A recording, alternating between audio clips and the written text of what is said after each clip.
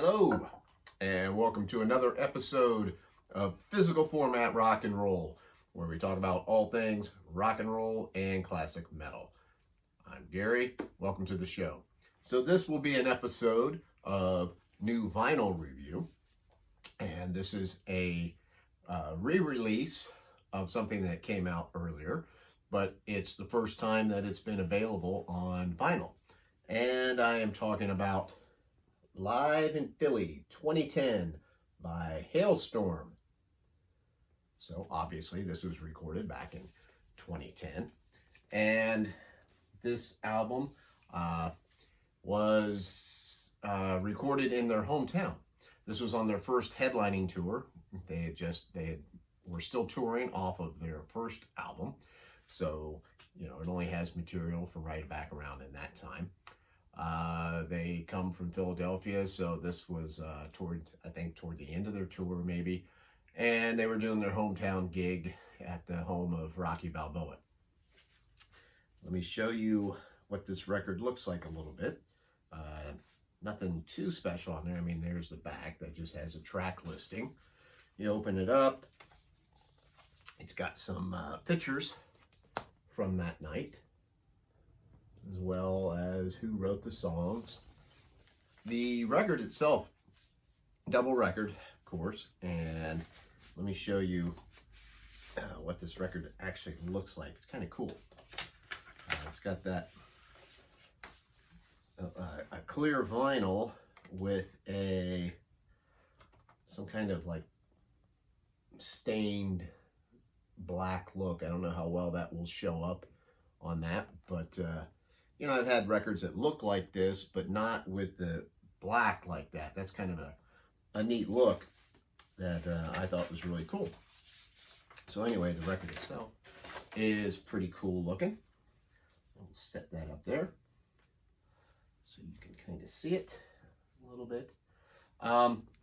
So like I said, this is a album that was previously recorded, but first time on vinyl. So the band we're talking about, Halestorm, led by Lizzie Hale, lead vocals and guitar, R.J. Hale, her brother, on drums, Josh Smith on bass, and Joe Hottinger on guitar. Now the album itself, so what do I think about it? I think it's a pretty good live recording. Sounds good on vinyl. It sounds live, which I know might sound a little stupid, saying, well, yeah, it's a live album, of course it's going to sound live, but as many of us know, that's not always the case, right? A lot of live albums, they don't really sound like they're live. They pretty much sound like a studio recording with maybe some people in the background. That's kind of one of the bummers of live albums nowadays, but this one sounds like it's live. The band seems, because this is 10 years ago, the band seems energetic. They seem hungry. A lot of power in this. It's just, it just kind of hits you right off the bat. It's kind of cool. It starts off with Lizzie singing a cappella. Wow, she sounds really good doing that. Her vocals themselves is something of a subject matter that I'm kind of curious about. So most people know how she sings, right? She's got a pretty good singing voice, and she also does a lot of that kind of, she does a lot of scream type vocals too, not like horrible kind of Cookie Monster stuff. I'm not talking about that, but she screams a lot when she sings. You gotta wonder how long that she'll be able to keep that up. It's probably pretty good that they have this live album to, record this era of the band, because, down the road, like a lot of our rock and roll heroes from back in the day, some of their voices are shot now, or they're definitely not what they used to be. Some people are freaks of nature, like Glenn Hughes, and he can still do what he did 30, 40 years ago. But, most people can't. And with Lizzie, I just kind of wonder about that singing style she has, how long that will last. 10 years from now, what's she going to sound like? Kind of curious. But anyway, on here, sounds great. Still young and everything. The highlights, I think, for me at least, was Dirty Work, I Get Off, I'm Not an Angel, which was kind of a nice change of pace. That was pretty cool. Familiar Taste of Poison, which sounds pretty epic on here. Sounds really good live. I love songs that sound kind of epic, you know, that kind of build, change pace, different things like that.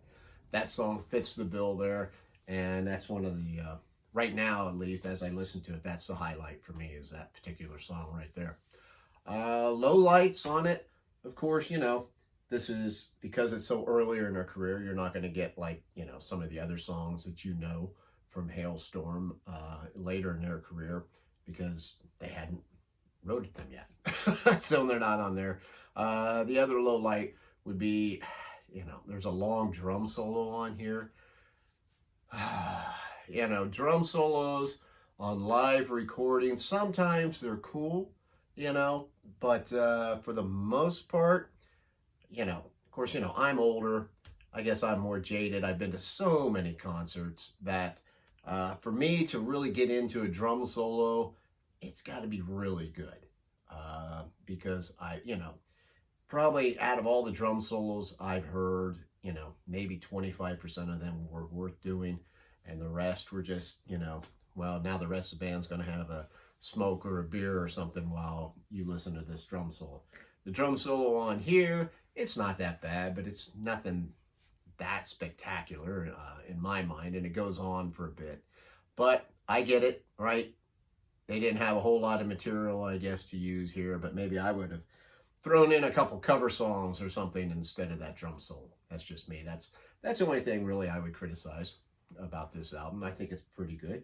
I think this would be pretty cool if you've never listened to Halestorm, and I know there's some people who are watching this show right now who never have, so this would be a pretty cool album for you to pick up. And if you're a hardcore fan, you know, you probably already have this on CD or something, but if you're into vinyl now, this is a good way to get it and to listen to it. So that's my recommendation. My name is Gary. This is Physical Format Rock and Roll. I appreciate any comments you guys would like to make on this. And by all means, if you haven't already subscribed, please do. And remember, you can also find Physical Format Rock and Roll on Facebook and Twitter. So until the next time, I will see you down the road.